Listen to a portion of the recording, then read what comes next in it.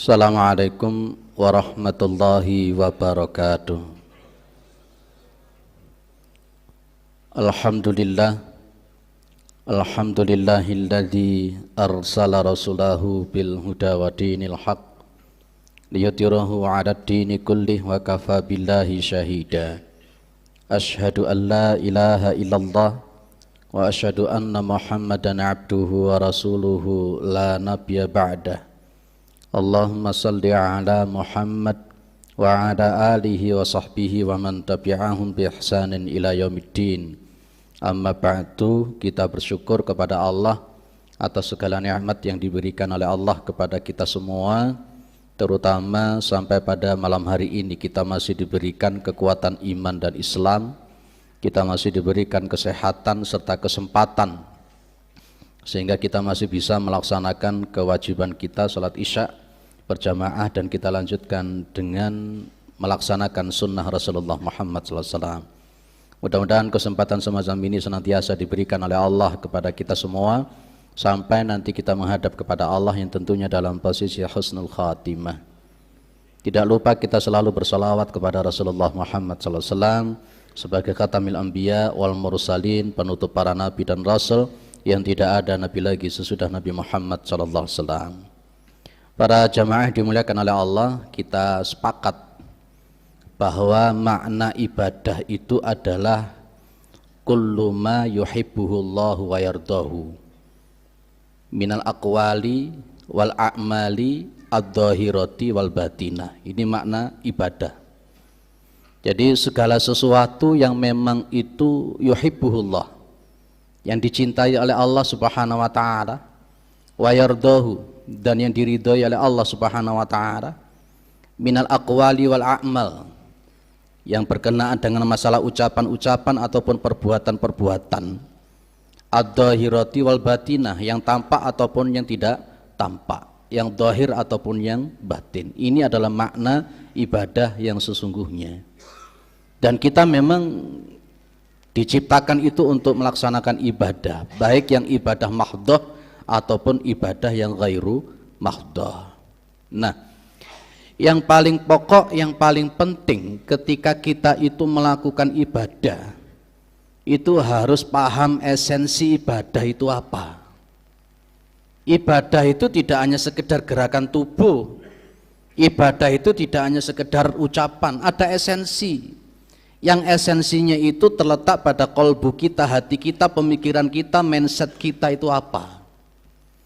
Para ulama itu kemudian menggaris bawah bahwa hakikatul ibadah itu adalah at-tadhallul.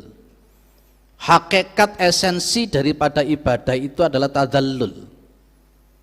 Kalau di dalam statement yang lain itu ada istilah kamalul hubbi wa kamalul dhulli.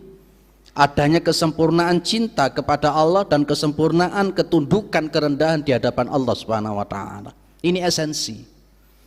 Jadi bukan hanya sekedar gugur kewajiban, tapi ada sesuatu ruh spiritual yang memang harus kita pahami apa itu esensi daripada ibadah itu. Kita memahami makna tadzallul, ya, kita maknai tadzallul itu, kita paham tadzallul itu kalau kita juga paham apa itu al-maliknya Allah Subhanahu wa taala. Ada istilah al-malik, kemudian ada istilah al-malik, dan ada istilah al-maliku. Tiga-tiganya ada di dalam Al-Quran dan Sunnah Rasulullah Muhammad SAW. Ketika kita memahami konsep al-maliknya Allah, insya Allah kita akan paham apa roh daripada ibadah yang disebut dengan tadzallul itu tadi. Kita ini seringkali melakukan ibadah itu kayak seperti haba'am manthura, ya, seperti kayak pasir ataupun apa yang memang sia-sia. Kadangkala itu tidak paham apa itu ibadah dan apa seharusnya esensi daripada ibadah. Sehingga kalau orang-orang dulu dalam konteks filosofinya itu seringkali yang kita beribadah itu cuman tubuh kita saja, cuman fisik kita saja yang beribadah, sementara ruh, mindset, jiwa kita tidak ikut melakukan ibadah kepada Allah Subhanahu wa taala. Para jamaah dimuliakan oleh Allah, Syekh Muhsin Al-Badr di dalam kitab beliau Fikih Asmaul Husna, menekankan bahwa al-maliknya Allah itu ada titik 3 poin. Ini yang harus kita pahami. Kalau kita bicara Allah sebagai al-malik, maka Allah itu kamalul qudrah. Allah itu kesempurnaan kekuasaan. Kemudian yang kedua, Allah subhanahu wa ta'ala itu lillahi ma fis samawati wa ma fil ard wa ma bainahunna. Dan Allah itu pemilik langit, bumi dan segala isinya, semuanya itu adalah miliknya Allah subhanahu wa ta'ala. Dan kemudian titik poin yang ketiga adalah, para jamaah dimuliakan oleh Allah, Allah itu berhak untuk melakukan apapun terhadap apa yang dimiliki, yang dikuasai oleh Allah subhanahu wa ta'ala. Saya tidak akan bermaksud untuk mujassimah, menyamakan Allah dengan makhluk, tidak. Tatarannya kan begini, kalau kita itu melihat namanya tontonan wayang, mohon maaf sekali lagi, saya tidak menyamakan Allah dengan wayang, hanya untuk memudahkan pemahaman apa konteks tiga hal yang saya sampaikan tadi itu. Ketika kita nonton wayang, di situ kemudian dalang itu mau banting wayangnya, mau ngeplek nih wayangnya, mau ngijek wayang, itu setelah dalang. Kalau kita asumsinya pada konteks al-maliknya Allah, dalam konteks yang 1, 2, 3 tadi itu, Allah berhak untuk melakukan apapun terhadap siapapun, karena memang kullu masiwallahi wa huwa abdun, wa kullu masiwallahi wa huwa alam, wa kullu masiwallahi wa huwa makhlukun. Segala sesuatu yang selain Allah itu hamba. Segala sesuatu yang selain Allah itu alam. Segala sesuatu yang selain Allah itu adalah makhluk, dan makhluk atau alam ataupun abid, hamba, mau tidak mau harus tunduk dalam konteks apa yang dikatakan oleh Allah, yang dilakukan oleh Allah subhanahu wa ta'ala. Maka akhirnya kemudian ada 3 hukum yang harus kita sadari berkenaan tadzalul ini. Ada yang kita sebut dengan al-ahkam asy-syar'iyyah, ada yang kita sebut dengan al-ahkam al-qadariyah, dan ada al-ahkam al-jazaiyah. Semuanya itu mutlak hak prerogatif Allah subhanahu wa ta'ala. Fa'alul lima yurid. Allah itu berhak untuk melakukan apapun yang diinginkan. Konteks al-ahkam asy-syar'iyyah yang kita lakukan ibadah ini termasuk konteks al-ahkam asy-syar'iyyah. Begini, Allah itu kan konteksnya al-malik, lillahi ma fis samawati wa ma fil ard, dan berhak untuk melakukan apapun yang diinginkan. Maka Allah subhanahu wa ta'ala itu berhak untuk memberikan hukum-hukum syar'i, baik yang halal, yang haram, yang mubah, yang sunnah, yang makruh, sesuai dengan keinginan Allah subhanahu wa ta'ala. Karena konteksnya tadi awalnya Allah itu adalah kamalul qudrah, kesempurnaan kekuasaan. Tidak ada satupun yang nantinya konteksnya Allah itu ditanding oleh sesuatu, tidak bisa. Karena konteksnya walam yakullahu kufuwan ahad. Nah, saya contohkan al-ahkam asy-syar'iyyah termasuk yang kita beribadah konteks semacam ini. Begini, kalau umpamanya di dalam Al-Quran itu ada kalimat as-sariqu was-sariqatu faqta'u aydiyahuma, pencuri laki-laki maupun pencuri perempuan, potong kedua tangannya. Itu hak prerogatif Gusti Allah. Kita semua tidak bisa protes, kenapa harus ada potong tangan? Itu haknya Allah. Ketika Allah kemudian merajam, hukum rajam terhadap zina muhsan, dirajam sampai mati, dipendam, ditinggalkan kepalanya, kemudian dilemparkan sampai mati. Itu hak prerogatif Allah. Kemudian kita tidak boleh mengatakan, wah ini hukum yang gak benar. Kita ini apa ketika kemudian mengatakan hukum Allah yang tidak benar? Ketika zina ghairu muhsan, dicambuk 100 kali kemudian diasingkan selama 1 tahun, itu haknya Allah subhanahu wa ta'ala. Ketika Allah mewajibkan kita sholat 5 waktu, hak prerogatif Allah subhanahu wa ta'ala. Dan seterusnya dan seterusnya. Kita ini sebagai hamba, mau diotak-atik, kalau bahasa Jawa lek dikeplek-keplekno karo Gusti Allah ya kudu gelem. Itulah makna tadzallul yang sesungguhnya. Kita disuruh untuk melakukan sholat taraweh dengan adanya tumaknina dan sebagainya. Tadzallul, ketundukan, memang itu perintahnya, aturnya begitu. Maka mohon maaf, ketika beribadah itu maka posisinya ada kalimat wama umiru illa liya'budullaha mukhlishina lahuddin hunafa wa yuqimus sholata wa yutuz zakat. Maka kalimat mukhlishina lahuddin itu bagian daripada tadzallul yang sesungguhnya. Kalau umpamanya kita beribadah masih ada gerundel dengan aturan ibadah tersebut, itu namanya bukan mukhlishina lahuddin, bukan tadzallul. Ketika kita beribadah kemudian ingin dilihat oleh orang, ketika kita beribadah ingin dipuji sama orang, itu namanya bukan tadzallul yang sesungguhnya. Makanya ada kalimat fawailul lil musallin alladzina hum an salatihim sahun alladzina hum yuraun. Celaka orang-orang yang sholatnya dalam konteks itu hanya ingin dilihat, hanya ingin dipuji oleh orang. Ini bukan tadzallul yang sesungguhnya. Maka konteksnya makna tadzallul yang sesungguhnya itu digandeng oleh Allah di situ. Mukhlishina lahuddin digandeng dengan kalimat hunafa'a. Hunafa itu jamak daripada hanif. Sementara yang namanya hanif itu yaqbilu ilallahi ta'ala wa yadbiru an siwahu. Menghadap kepada Allah Subhanahu wa taala dan berpaling dari Allah, dari selain Allah Subhanahu wa taala. Itu hanif. Kita ini kadang kala salat masih gelambiar dak karu-karuan. Itu belum tadzallul yang sesungguhnya. Kita ini salat masih ingin mendapatkan duniawi, itu bukan tadzallul yang sesungguhnya. Coba amati di dalam surat Hud ayat 15 ayat 16. Maka konteksnya kalau tadzallul itu ya sudah madep-mantep nang Gusti Allah, karena memang ini merupakan aturan. Kalau istilahnya orang Jawa itu lek dikongkon ngarit ya ngarito, lek dikongkon macul ya maculo, ya itulah makna tadzallul itu. Sehingga pas ketika kita mengucapkan Allahu Akbar dengan mengangkat kedua tangan kita, baik sejajar bahu atau sejajar telinga, dengan mengucapkan kalimat Allahu Akbar, itulah ketundukan, kepasrahan bahwa kita memang sudah inna sholati wa nusuki wa mahyaya wa mamati lillahi rabbil alamin. Itu kita tidak bisa melakukan tadzallul yang sesungguhnya kalau asma Allah Al-Malik itu belum kita pahami secara benar. Selama ini mohon maaf, kita ini memposisikan Al-Malik dalam konteks segala hal.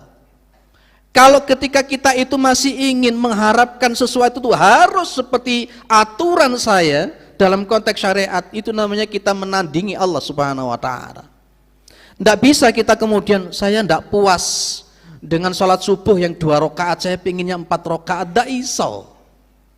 Maka konteksnya di dalam masalah ibadah itu butuh yang namanya dalil. Ketika kaidah yang disebutkan oleh para ulama mengatakan al aslu fil ibadati at-tauqif, atau dalam konteks yang lain al aslu fil ibadati at-tahrim. Hukum asal daripada melakukan ibadah itu nunggu, berhenti. Ada tidak dalil yang memerintahkan masalah itu? Untuk melakukan ibadah hukum asalnya haram. Ada tidak dalil yang menyuruh dalam konteks peribadatan itu? Maka konteksnya kemudian Rasulullah mengatakan man amila amalan laisa alaihi amruna fahuwa raddun. Barang siapa mengamalkan suatu amalan yang itu tidak ada dalam konteks ajaran kami, fahuwa raddun, dia itu tertolak. Maka kita kembangkan lagi awal daripada surah Al-Hujurat itu. Ada kalimat ya ayyuhalladzina amanu la tuqaddimu. Ingat di situ ada kalimat la tuqaddimu baina yadayillahi wa rasuli. Jangan sekali-kali mendahului Allah dan Rasulnya. Jangan sekali-kali mendahului Allah dan Rasulnya, karena hak untuk prerogatif melakukan al-ahkam asy-syar'iyyah ataupun al-ahkam al-qadariyah atau al-ahkam al-jazaiyah mutlak di tangan Allah Subhanahu wa taala. Ibaratnya nanti kalau berkenaan itu ojo dadi wong kemelinti di dalam masalah syariat, ojo dadi wong sok-sokan di dalam masalah syariat. Ketundukan kepada Allah dan Rasulnya itulah tadzallul yang sesungguhnya. Maka ada kalimat innama qaulal mu'minin idza du'u ilallahi wa rasulihi liyahkuma bainahum ayaqulu sami'na wa ta'na.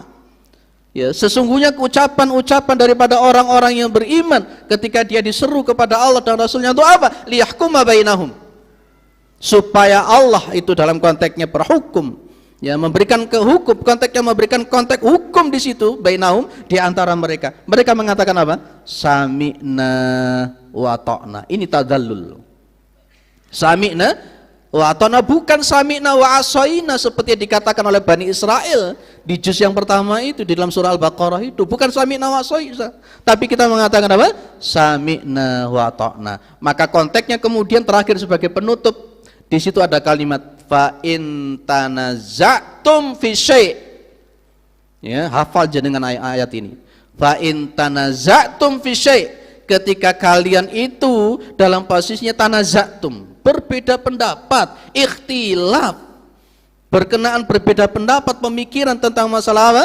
Masalah agama, masalah ibadah, maka farudduhu ilallah wa rasuli, kembalikan kepada Allah dan Rasulnya. Maka dulu pernah saya sampaikan di sini, patokan ibadah bukan ulama, patokan ibadah bukan kiai, patokan ibadah bukan ustadz, patokan ibadah bukan guru kita. Kalau konteksnya kemudian ta'assub, kita fanatik, taklid buta kepada guru-guru kita, itu yang disebut mengambil Tuhan selain Allah. Dan inilah kalau dalam surat At-Taubah orang-orang kafir itu seperti itu kan. Ittakhadu ahbarahum wa ruhbanahum arbaban min dunillah. Mereka mengambil pendeta-pendeta mereka, mereka mengambil ulama-ulama mereka Tuhan selain Allah. Ada seorang mu'alaf yang datang kepada Rasulullah Muhammad SAW. Dia kemudian mengatakan, ya Rasul, kami tidak menyembah ulama ya Rasul. Ya Rasul, kami tidak bersujud kepada ulama ya Rasul. Ya Rasul, kami tidak beribadah kepada ulama ya Rasul. Tapi Rasulullah mengatakan, bukankah ulama kalian menghalalkan sesuatu yang haram, kalian ikut menghalalkan? Ketika ulama kalian mengharamkan yang halal, kalian ikut mengharamkan yang halal tersebut. Fatilka ibadatuhum, maka itulah sesungguhnya beribadah kepada ulama, dan itu disebut dengan mengambil Tuhan selain Allah Subhanahu wa taala. Maka esensi daripada ibadah itu sekali lagi apa? Tadzallul, ketundukan, wala wal baroknya itu hanya Allah Subhanahu wa taala, pemahaman daripada al-maliknya Allah Subhanahu wa taala. Jenengan nanti buka sebuah kitab namanya Fikih Asmaul Husna. Apa yang saya sampaikan lihat di dalam Fikih Asmaul Husna, gandeng dengan nama Allah Al-Qahhar. Gandeng dengan nama Allah Al-Qahhar. Mudah-mudahan bermanfaat dan mudah-mudahan ada nilai-nilai ketundukan yang hakiki yang di dalam hati kita untuk senantiasa tunduk dengan hukum-hukum Allah, senantiasa kita tunduk sehingga kita taat kepada Allah Subhanahu wa taala, sehingga kita nantinya illa man atallaha biqalbin salim, insya Allah. Mudah-mudahan bermanfaat. Assalamualaikum warahmatullahi wabarakatuh.